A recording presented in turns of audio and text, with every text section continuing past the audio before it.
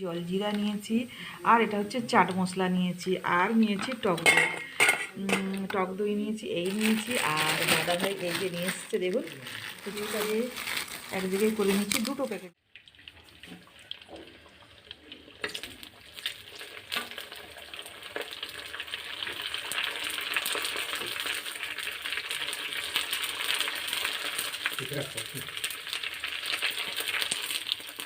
এই যে দেখুন ফুচকা, লঙ্কা দিয়ে দিলাম। যে দেখুন আলুটা মেখে নিয়ে বানাচ্ছে।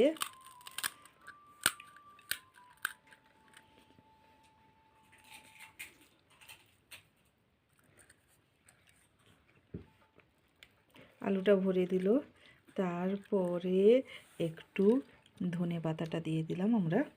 দই ফুচকা রেডি হয়ে গেছে। আর এটা হচ্ছে তেঁতুল জল ফুচকা।